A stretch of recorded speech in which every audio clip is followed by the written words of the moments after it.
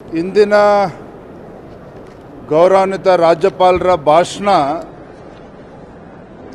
ಪ್ರತಿಕ್ರಿಯೆ ನೀಡೋದಕ್ಕೂ ಕೂಡ ಅರ್ಹತೆ ಇಲ್ಲದೆ ಇರತಕ್ಕಂಥದ್ದು. ಕಾರಣ ಏನಪ್ಪ ಅಂತ ಹೇಳಿದ್ರೆ, ರಾಜ್ಯದಲ್ಲಿರ್ತಕ್ಕಂಥ ತನ್ನ ವೈಫಲ್ಯಗಳನ್ನು ಮುಚ್ಚಿಡ್ತಕ್ಕಂಥ ವಿಚಾರವನ್ನು ರಾಜ್ಯಪಾಲರ ಮೂಲಕ ಹೇಳಿಸ್ತಕ್ಕಂಥ ಪ್ರಯತ್ನನ ಮಾಡಿದ್ದಾರೆ. ಮಾನ್ಯ ಆರ್ ಅಶೋಕ್ ಅವರು ಹೇಳಿದಾಗೆ ನಮ್ಮ ಹಿಂದಿನ BJP ಸರ್ಕಾರದ ಸಾಧನೆಗಳು ಕೂಡ ಇದರಲ್ಲಿ ಸೇರಿಸ್ಕೊಂಡು ಶಿವಮೊಗ್ಗ ಏರ್ಪೋರ್ಟ್ ಇರ್ಬೋದು, ನಮ್ಮ ಕೇಂದ್ರ ಸರ್ಕಾರದ ಜಲ್ ಜೀವನ್ ಮಿಷನ್ ಯೋಜನೆ ಇರ್ಬೋದು, ಈ ಎಲ್ಲ ಯೋಜನೆಗಳನ್ನು ಕೂಡ ತಮ್ಮ ಸಾಧನೆ ಅನ್ನೋ ರೀತಿಯಲ್ಲಿ ಬಿಂಬಿಸ್ತಕ್ಕಂಥ ಪ್ರಯತ್ನ ಮಾನ್ಯ ರಾಜ್ಯಪಾಲರ ಮುಖೇನ ಕಾಂಗ್ರೆಸ್ ಸರ್ಕಾರ ಮಾಡಿದ್ದಾರೆ. ಒಂದು ಕಡೆ ಹೇಳ್ತಾರೆ, ಯಾವುದೇ ಮಧ್ಯವರ್ತಿಗಳ ಹಸ್ತಕ್ಷೇಪ ಇಲ್ಲದೇ ನೇರವಾಗಿ ಇವತ್ತು ಎಲ್ಲವೂ ಕೂಡ ಕೆಲಸ ನಡೀತದೆ ಅಂತಕ್ಕಂಥದ್ದು, ತಲುಪ್ತಿದೆ ಅಂತಕ್ಕಂಥದ್ದು.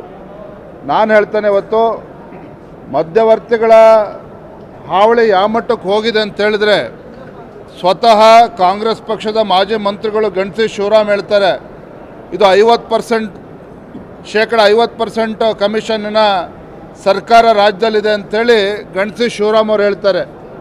ಮತ್ತೊಂದು ಕಡೆ ಮೊನ್ನೆ ದಿನ ಕೆಂಪಣ್ಣವರು ಕೂಡ ನಿಮಗೆ ಸರ್ಟಿಫಿಕೇಟನ್ನು ಈಗಾಗಲೇ ನೀಡಿದ್ದಾರೆ. ಮತ್ತೊಂದು ಕಡೆ ಹೇಳ್ತಾರೆ, ರಾಜ್ಯಪಾಲರ ಮುಖೇನ ನಮ್ಮ ಸರ್ಕಾರ ಈಸ್ ಆಫ್ ಡೂಯಿಂಗ್ ಬಿಸ್ನೆಸ್ ಎಂಬುದನ್ನು ಮರೆಯದೆ ಈಸ್ ಆಫ್ ಗವರ್ನೆನ್ಸ್ ಎಂಬುದನ್ನು ಕೂಡ ಅಂಥೇಳಿ ಹೇಳ್ತಾ ಹೋಗ್ತಾರೆ. ನಾನು ಹೇಳ್ತೇನೆ, ಇವತ್ತು ಸರ್ಕಾರ ಬಂದು 8 ತಿಂಗಳಾಗಿದೆ. ಸುಮಾರು 1.5 ಲಕ್ಷಕ್ಕೂ ಹೆಚ್ಚು ಕಡತಗಳು ಹಾಗೆ ವಿಲೇವಾರಿ ಆಗದೇ ಹಾಗೆ ಬಿದ್ದಿದೆ ಸರ್ಕಾರಿ ಕಚೇರಿಗಳಲ್ಲಿ, ಮಂತ್ರಿಗಳ ಕಚೇರಿನಲ್ಲಿ. ಒಟ್ಟಾರೆಗೆ ಹೇಳಬೇಕು ಅಂತ ಹೇಳಿದ್ರೆ, ಎಲ್ಲ ರಂಗದಲ್ಲೂ ಕೂಡ ಎಲ್ಲ ಕ್ಷೇತ್ರಗಳಲ್ಲೂ ಕೂಡ ವಿಫಲವಾಗಿರ್ತಕ್ಕಂಥ ರಾಜ್ಯ ಸರ್ಕಾರ ಮಾನ್ಯ ರಾಜ್ಯಪಾಲರ ಮುಖೇನ ಇವತ್ತು ಅರ್ಧ ಸತ್ಯವನ್ನು ಹೇಳ್ತಕ್ಕಂಥ ಪ್ರಯತ್ನ ಮಾಡಿಸಿದ್ದಾರೆ.